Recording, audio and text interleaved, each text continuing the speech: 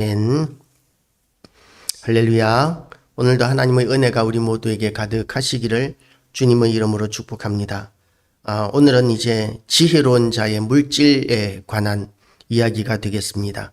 자신을 사랑하고 이웃을 사랑하는 지혜라는 제목으로 하나님의 말씀을 선포하는데, 자신을 사랑하고 이웃을 사랑하는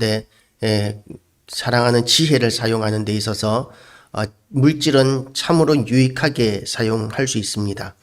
그래서 물질 때문에 때로는 사람을 잃기도 하고 얻기도 하게 되는데, 오늘 우리는 이 물질에 대해서 하나님께서 주시는 교훈을 받으시기를 바랍니다.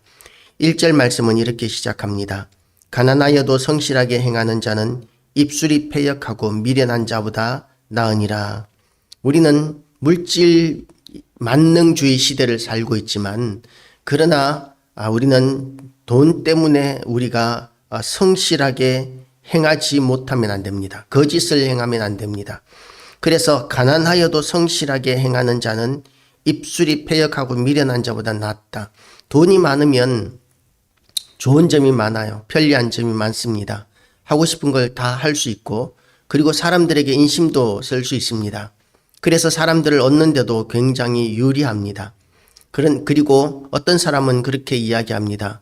돈으로도 할 수 없는 것이 있다라고 이렇게 이야기를 하면, 어떤 사람들은 그건 돈이 부족했기 때문이다 라고 이렇게 이야기를 합니다. 요즘은 그런 시대입니다.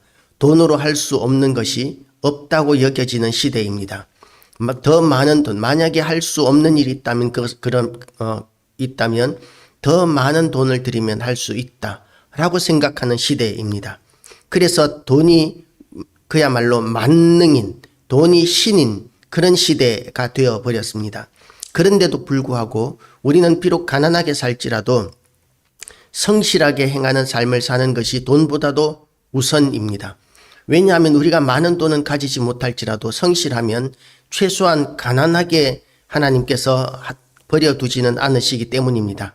하나님의 일반 은총은 성실한 자에게 필요한 것을 공급하시는 그 은혜는 일반 은총입니다. 그래서 누구든지 부지런히 성실하게 일하면, 그러면 가난해지지 않도록 하나님께서 세상의 질서를 그렇게 만들어 놓으셨습니다. 그리고 이제 부유한 자가 되기를 원한다면, 우리가 성실한 것보다 더 큰 부유함을 원한다면, 지식 없는 소원은 선하지 못하고 발이 급한 사람은 잘못 가느니라. 한동안 대박을 터뜨려야 인생 역전이 일어난다 라고 이렇게 생각하는 청년들이 굉장히 많았습니다. 지금도 아마 많을 것입니다. 왜냐하면 한 발 한 발 조금씩 성실함으로 우리가 나아가서는 언제 집을 마련하고 언제 인생의 기반을 그렇게 또한 노년을 대비할지 기약이 없기 때문에 유일한 방법은 그야말로 대박을 한번 터뜨리는 것밖에 없다. 그래서 주식도 하고 코인도 하고, 그리고 또한 이제 복권도 로또도 끊임없이 그렇게 많은 사람들이 구입을 하는 것이죠. 그렇지만 그렇게 하는 것으로는 결코 부유해질 수 없습니다. 그래서 지식이 있어야 합니다. 부유한 자가 되기 위해서는 부유한 자가 되는 지식과 실력이 있어야 합니다.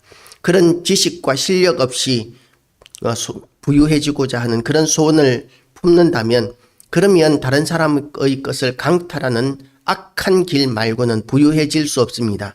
그런 것은 선하지 못하고 발이 급한 사람은 잘못 간다는 이 말씀대로 성급하고 조급함으로 말미암아 오히려 더 구렁텅이에 빠지게 되는 이런 선택을 하게 됩니다. 그렇게 자기가 잘못 선택해 놓고는 어떤 태도를 가지냐 하면, 사람이 미련함으로 자기 길을 굽게 하고 마음으로 여호와를 원망하느니라. 이런 자기가 다 벌려놓고 그리고는 하나님을 원망하고 하나님께 불평하는 것이죠. 하나님, 어떻게 저에게 이럴 수가 있습니까? 라고 이렇게 이야기하면서 하나님을 원망하고 불평하게 됩니다. 이것은 합당하지 못한 것이죠. 하나님은 결코 원망의 대상이 될 수 없습니다. 내가 잘못한 것에 대한 책임을 하나님께 전가할 그런 근거는 전혀 없습니다. 그래서 우리는 하나님 앞에서도 온전하고 거룩한 삶을 살아야 하고, 그리고 우리가 잘못한 것 때문에 우리의 인생 가운데 손실 나는 것이 있다 할지라도 그것은 하나님께 대한 원망이 아니라 우리가 그런 상황 가운데서 다시 건져주시기를 하나님의 도우심을 구하는 그런 기도를 할 뿐이고, 그 기도에 대해서 하나님께서 어떻게 역사하실지에 대해서는 하나님의 뜻에 있는 것이지 우리가 결정하는 것이 아니라는 것을 명심해야 합니다. 그리고 이제 또한 재물은 많은 친구를 더하게 하나 가난한즉 친구가 끊어지느니라.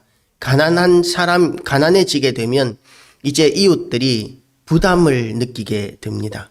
교회가 가난하면 성도들이 오지 않는 이유와 마찬가지인 것이죠. 교회 성도들이 없으면 그 성도들이 이제 새로운 성도들이 한번 보고는 잘 이렇게 정착하지 못합니다. 왜냐하면 부담을 느끼기 때문이죠. 가난한 사람에게도 마찬가지입니다. 가난하면 부담을 느끼게 됩니다. 저 사람에게 뭔가 해줄 수 있는 능력은 없는 것 같고, 안 해준 자니 마음에 부담감이 되고 불편해지고, 그러니까 이제 그 사람과 거리를 두게 되고, 거리를 두기 위한 명분들을 만듭니다. 그리고는 뭔가 부족하기 때문에 저래, 저 사람은 게을러서 그래, 저 사람은 실력이 없어서 그래, 저 사람은 어리석어서 그래, 그렇게 하면서 그 사람을 미워할 만한 명분들을 자꾸 찾고, 그렇게 하면서 이제 그 사람과 거리를 두게 되는 것이죠. 그래서 재물은 많은 친구를 더하게 하나 가난한 사람은 친구가 끊어지게 되는 것이 일반적인 사실입니다. 그래서 우리가 필요한 만큼의 물질은 있어야 합니다. 너무 가난한 그것은 하나님의 뜻이 아닙니다. 내 손으로 성실하게 일하고 열심히 일하는 이런 자세가 우리에게는 필요합니다. 거짓 증인은 벌을 면하지 못할 것이요 거짓말을 하는 자도 피하지 못하리라. 고 이렇게 하나님께서는 또한 진실에 대한 이야기를 계속 하십니다. 우리는 거짓에 대해서 관대해서는 안 됩니다. 거짓은 하나님께서 결코 용납하시지 않으십니다. 거짓은 용납되어서는 안 됩니다. 다른 사람들은 거짓된 세상 가운데서 살다 보니 계속 거짓을 행할지라도 예수 믿는 사람들은 마귀가 거짓의 아비라고 예수님께서 말씀하신 것을 기억하고, 우리가 마귀를 우리의 아비로 삼지 않기 위해서 거짓을 멀리하고 진실된 삶을 우리는 살아야 합니다.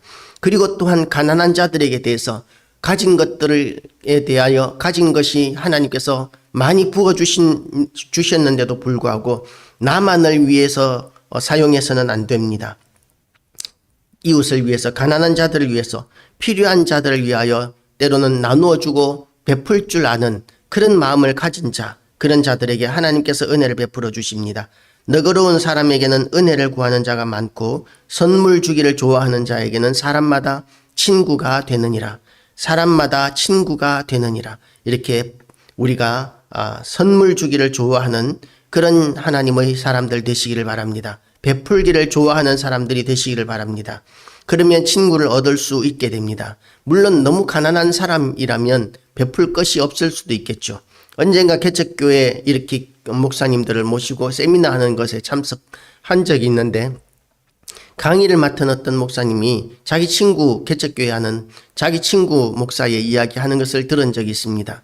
맨날 만나면 자기만 사주고 그렇게 많이 베푸는데도 밥 한 번 사는 건 못 봤다 라고 이렇게 이야기하면서 그 친구를 거지 취급하는 그런 이야기를 들은 적이 있습니다. 들으면서 어떤 생각이 들었느냐 하면, 정말 가난한 자들의 형편을 이해하지 못하는구나. 가진 자의 그런 논리라고 이렇게 생각을 했습니다.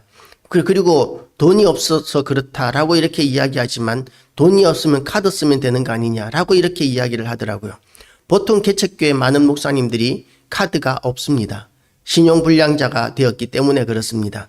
그래서 카드조차도 유지하지 못하는 정도로 어려운 것이 개척교회 목사님들의 형편인데, 그런데 공짜를 좋아하는 사람, 거지근성이라고 이렇게까지 매도하는 것을 듣고 개척교회 목사의 한 사람으로서 참 어떤 마음속에 분노를 느낀 적이 있습니다.